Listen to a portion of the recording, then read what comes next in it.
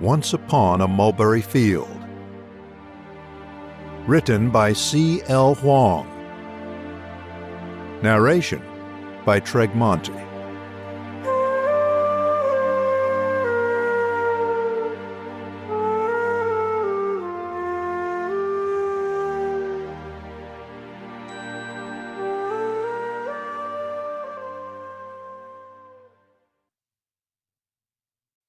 Every once in a while, you experience a rough night like this.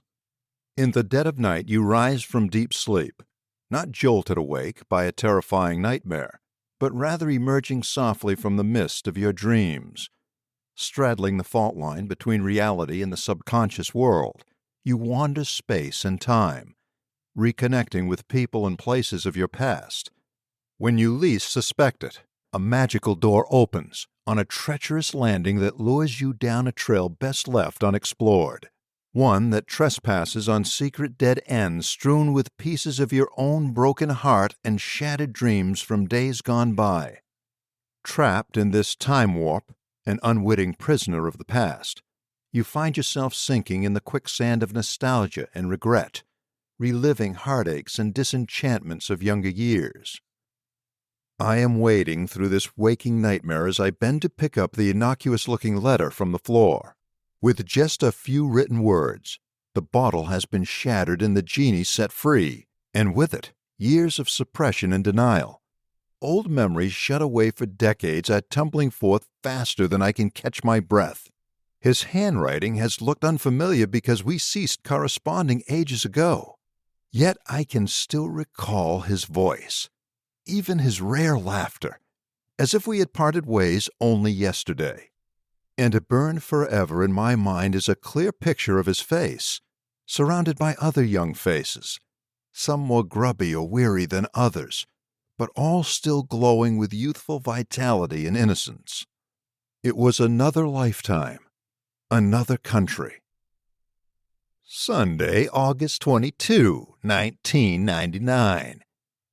Hello, kiddo. Surprise! I finally got hold of your contact info.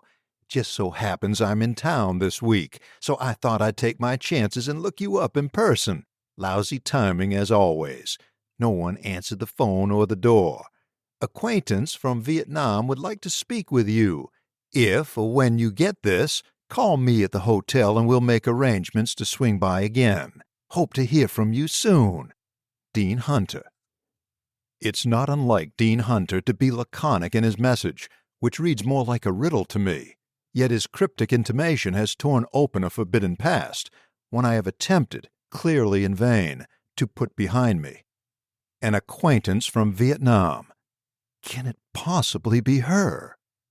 It's been 30 years or more since I've seen either of them. Funny how the passage of time burnishes certain memories while dulling others, and not necessarily in accordance with our wishes.